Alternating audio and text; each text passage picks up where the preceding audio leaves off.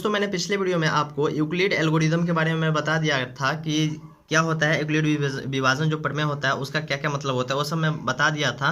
तो चलिए मैं आपको शॉर्ट में बता देता हूँ कि मैं क्या बोला था। तो उसमें मैं बोला था कि a equal to B Q plus R होता है, और जहाँ पे जैसे जो जीरो का जो वैल्यू होता है वो यहाँ पे यही होता है कि जो आर के बराबर होता है या आर से छोटा होता है जीरो का वैल्यू, यही मैं बताया था। और यहाँ पे ये भी बोला था जो बी का वैल्यू होता है, बी का वैल्यू हमेशा आर के जो वैल्यू है उससे बड़ा होता है, ये मैं बताया था यूक्लिड विभाजन प्रमेय में। ठीक है, ये आपको जानकारी होनी चाहिए। और इसमें ये भी बताया था कि जो इसका सिंपल जो है इसमें यही होता है कि भाज्य, आपको ये नॉर्मली जानकारी रहना चाहिए कि भाज्य बराबर क्या होता है, भाजक गुणे होता है भागफल।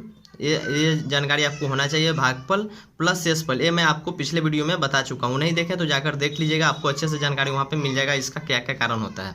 ठीक है, ये होता है, यही होता है। लेकिन इसका सबसे पहले जो ये नंबर दिया गया है इसको हमको देखिए जो मेथड दिया है इससे हमको बनाना है। ठीक है, ये जो मेथड है इसके मेथड से, यही मेथड से हमको बनाना है। लेकिन ये मेथड से बनाने से पहले हमको दूसरे चीज़ का जानकारी होना चाहिए, वो क्या होता है कि मॉस निकलता है, वो कैसे निकलता है। तो पहले जो नॉर्मल मॉस होता है कैसे निकलता है तो मैं आपको समझा देता हूँ। तो देखिए पहले क्या होता है कि सबसे पहले तो ये दोनों में से बड़ा नंबर कौन है, तो देखिए सबसे पहले तो ये बड़ा नंबर है और ये छोटा नंबर है। तो जब भी हम भाग देते हैं तो बड़ा नंबर में हम भाग देते हैं छोटा नंबर से। तो यहाँ पे देखिए कितना कितना है, तो यहाँ पे देखिए 8 6 7। ठीक है, इसमें हमको भाग देना है 2 5 5 से। तो नॉर्मली जो मॉस निकलता है जो भाग के माध्यम से वो में कैसे होता है, तो देखिए यहाँ पे सबसे पहले तो सबसे हाईएस्ट लगाना पड़ता है कि 255 का कितना बार पहाड़ा पड़ेंगे कि 867 से जस्ट कम आए या उतना से कट जाए। तो हमको इससे काटने के लिए कितना से करना पड़ेगा, तो इससे आपको एक बार में अंदाज़ा लगाना पड़ेगा। तो अगर हम देखिए यहाँ पे अंदाज़ा कैसे लगाएंगे कि अगर हम 3 से लगाते हैं यहाँ पे, जैसे कि देखिए यहाँ पे अगर हम 255 को अगर हम 3 से गुना करते हैं तो कितना होगा। तो ये आपको अगर नहीं समझ है तो आप बगल में जैसे गुना कर सकते हैं कि चलिए मैं आपको बताता हूँ। अगर 3 से गुना करते हैं तो कितना हो जाएगा,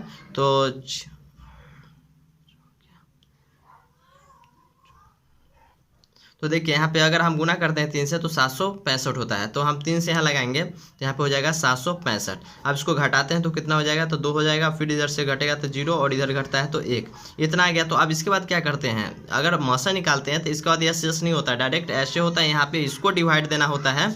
जो नंबर यहाँ पे आ रहा है जिससे हम अभी भाग दिए हैं वही नंबर को अब हम भाजक बना देंगे, यहाँ पे भाजक बना देंगे। और भाजक बनाने के बाद जो यहाँ पे हम शेष बचा था उस शेषफल से हमको इसमें आप भाग दे देंगे, यही करना है। यही होता है मॉशन निकालने का जो मेथड है। तो अब 102 को हम कितना बार मल्टीप्लाई करेंगे कि 255 से जस्ट थोड़ा सा कम आए या पूरा पूरा कट जाए, यही होता है। तो 255 का हम कितना बार पहाड़ा पढ़ेंगे, अगर 2 बार हम पढ़ते हैं तो सॉरी 102 का अगर हम 2 बार पहाड़ा पढ़ते हैं तो कितना आ जाएगा, 204 आ जाएगा। 204 आया तो इसको अगर हम घटाते हैं तो 5 में से 4 घटता है तो 1 हो गया। और इधर से देखिए यहाँ पे 5 है तो 5 यानी 5 का 5 हो जाएगा, 1 कट जाएगा।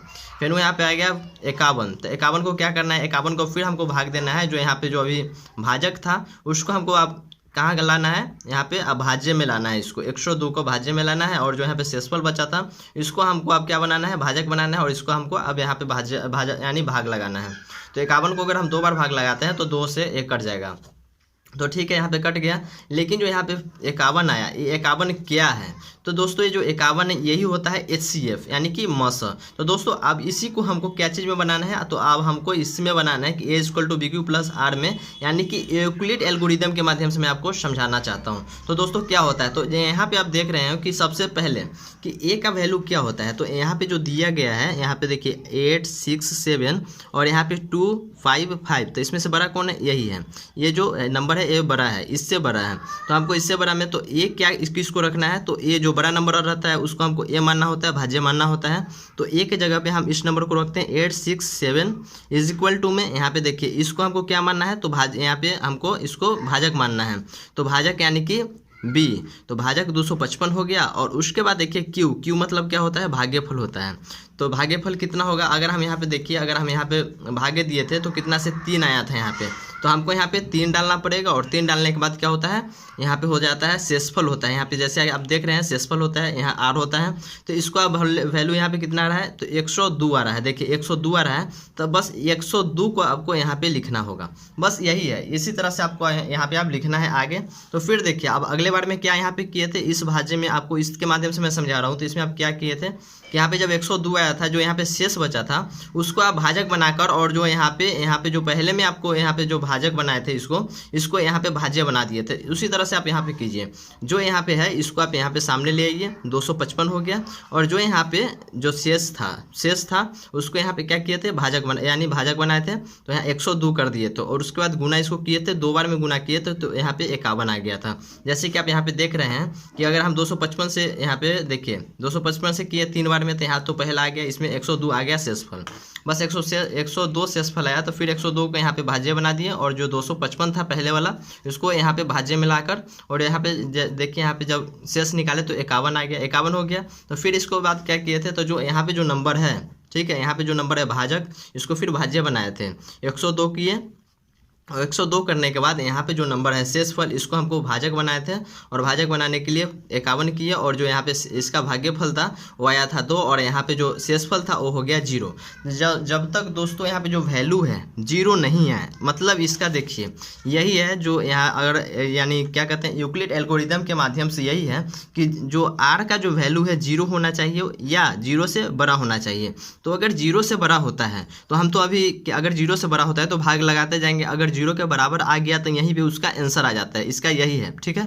तो 0 से जब बड़ा आया तो मैं आपको भाग लगा कर सिखा दिया, लेकिन यहाँ पर जैसे ही 0 आया तो इसका जो यहाँ पे आ रहा है 51, यानी कि जो इसका भाजक था यही इसका आंसर हो गया, यानी कि जो इस नंबर का जो मौसा था, मौसा कितना आ गया, 51 हो गया। तो इसको हम किस तरह से लिख सकते हैं, तो इसको लिखने के लिए हम क्या कर सकते हैं, तो देखिए यहाँ पे कितना आ गया, 8 6 7, और यहाँ पे फिर देखिए 2 5 5, 2 5 5, ये बराबर है किसके, 2 5 5, और कौन है यहाँ पे 102, ठीक है। आप देखते रहिएगा, और यहाँ पे फिर से कितना है 102, और यहाँ पे आ गया 51। ये सब बराबर है HCF, देखिए HCF यानी कि मौसा, देखिए मौसा 51 के। तो ये सब का वैल्यू, इसका भी वैल्यू, इसका भी वैल्यू, और इसका भी वैल्यू, अगर हम तीनों का मौसा निकालते हैं तो 51 ही आएगा। तो दोस्तों ये था यूक्लिड एल्गोरिदम, इसके प्रयोग से मैं आपको समझा दिया हूँ कि क्या होता है इसका मतलब। तो दोस्तों अगर वीडियो अच्छी लगी होगी तो प्लीज़ लाइक कर दीजिएगा, और जो भी क्वेश्चन है आपको इसी के माध्यम से बनाइएगा, आपको पूरा नंबर मिलेगा, कोई दिक्कत नहीं है, आप इसी के माध्यम से बनाइए। अगर जो क्वेश्चन नहीं बनता है वो आप मुझे कमेंट के माध्यम से मुझे बताइएगा, मैं उस कमेंट को मैं आपको क्वेश्चन है उसको सॉल्व कर आपको बता दूंगा। तो दोस्तों वीडियो अच्छी लगी तो प्लीज़ लाइक कर दीजिएगा, और चैनल पे पहली बार आए थे तो चैनल को सब्सक्राइब कर लीजिएगा ऐसी अपडेट के लिए। और भी अगर कोई दोस्त है तो उसको भी अपने मेरे चैनल पे बुलाइए, आप इसके माध्यम से सीखिए और उसको भी सिखाइए, और जानकारी अच्छी लगी तो प्लीज़ लाइक कर दीजिए। तो अभी के लिए बस इतना ही, फिर मिलते हैं किसी अगले वीडियो अगले टॉपिक के साथ।